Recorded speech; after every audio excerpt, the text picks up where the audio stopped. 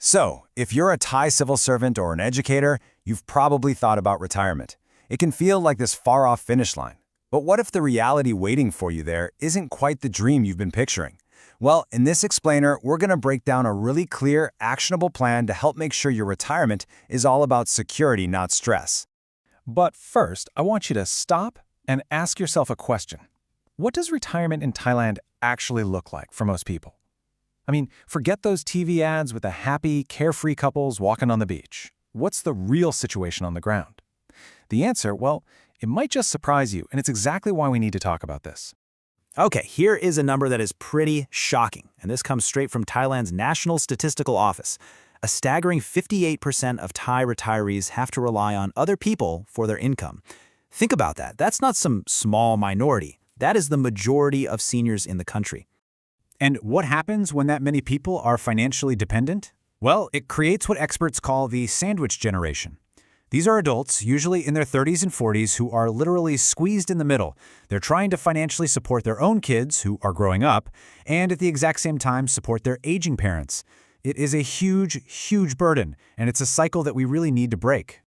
So, here's our game plan for how we're going to tackle this. First, we'll face the harsh reality of retirement head-on. Then we're going to build a solid foundation with 4 key pillars for your future. After that, we'll do a deep dive into your most powerful tool, the Government Pension Fund, or GPF. Then we'll figure out how to calculate your personal retirement number, and we'll wrap it all up with the single most important rule you need to remember. All right, let's jump in. Section 1, Retirement's Harsh Reality. Let's get a really clear picture of the challenge that's in front of us. This chart just breaks it all down. As we said, 58% of retirees rely on other people, mostly their kids. But look at that next big slice of the pie. Over 32% have to keep working. Let me be clear, they're not working for fun or as a hobby, they are working because they absolutely have to. That leaves just a tiny fraction who are actually supported by their own pensions or government aid. And here's the thing you've got to understand. Having a tight budget in retirement, well, that's one thing. You can manage that. You can be frugal, you can cut back. But having debt, that is a completely different ballgame. You can't just tell the bank you're going to be more frugal with your loan payment. They expect their money on time every single month. And that can turn retirement into an absolute financial nightmare. So that brings us to Section 2, the 4 pillars for your future.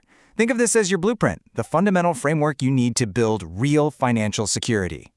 Now, these 4 pillars are super simple, but they are absolutely non-negotiable. Let's just run through them. First, plan for retirement from your very first day on the job. Not later, now. Second, plan to clear all of your debts before you retire. This is so critical. Third, start investing, even just small amounts. The goal here is just to get comfortable and gain some experience. And finally, the 4th pillar, which we're going to come back to later, protect your nest egg. Do not give it away. Okay, let's move on to Section 3, because this is where we get practical. We're talking about unlocking your GPF. For civil servants, this is, without a doubt, your most powerful tool for building wealth. But to really use it, we first have to get our heads around one really important idea. You know, we hear the word risk thrown around all the time, especially with investing in stocks. But what does it actually mean? Well, risk isn't just about the chance of losing money. The best definition I've ever heard is this. Risk is simply the chance of getting a return that is different from what you expected. That's it. Let me show you what I mean.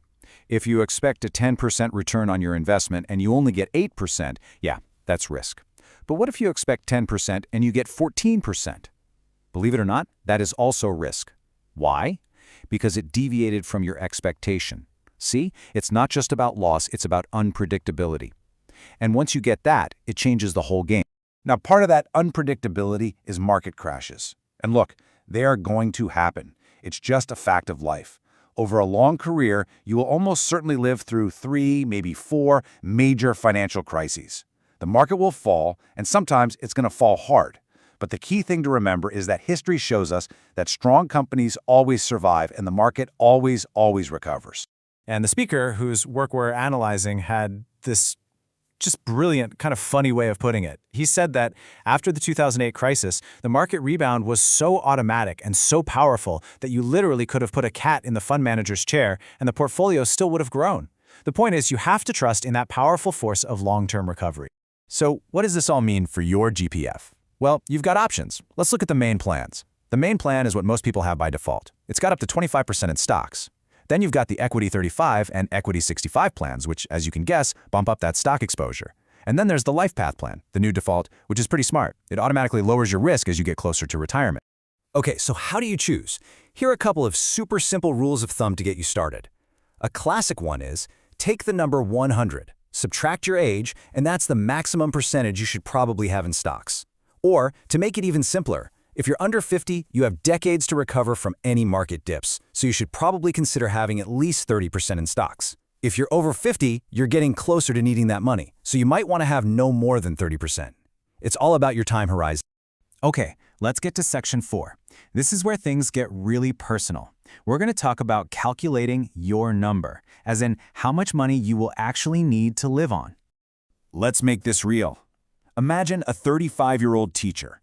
She sits down and thinks about her basic monthly expenses: food, utilities, transportation, all that stuff.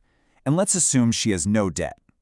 She figures out that if she were to retire tomorrow, she'd need about 25,000 baht a month to live comfortably. But here's the catch. She's not retiring tomorrow. She's retiring in about 25 years. And we have to factor in this little thing called inflation. The idea that money loses its buying power over time. That 25,000 baht that buys her groceries today isn't going to buy nearly as much in 25 years. So a simple way to estimate this is to use an inflation multiplier. For someone her age, a reasonable multiplier is about 1.8. And boom, here's what happens when you do the math. That 25,000 baht per month in today's money becomes 45,000 baht per month by the time she retires.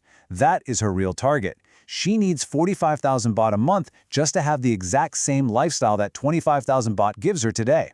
That's the power of inflation, and you can't ignore it. All right, this brings us to our final section. And honestly, this might be the most critical rule of them all. This is all about protecting the money that you have worked so hard to save. Now, the speaker we're analyzing put this really bluntly, but it's so powerful and so important. He said, when your children ask you when they can have your retirement money, the answer should be simple: when I'm dead.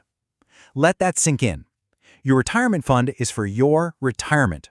It's not an early inheritance, it's not a down payment for their house, and it is definitely not a fund to bail them out of trouble. Because this right here, this is the choice you're making. These are the two potential realities. When you have your own money, your children call you. You have independence. You have choices. They want to visit.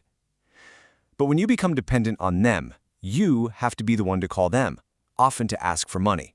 You become a burden, and they might just stop picking up the phone. Now, this isn't about being cruel, it's just the harsh reality of financial pressure. Your financial independence is the single greatest gift you can give to yourself and to your children. So there you have it. You've got the framework, you've got the tools, you've got the knowledge, you understand the challenge, and you have a clear path forward. The only question left is, what are you going to do about it? Will you take action today to build the secure, independent future that you absolutely deserve?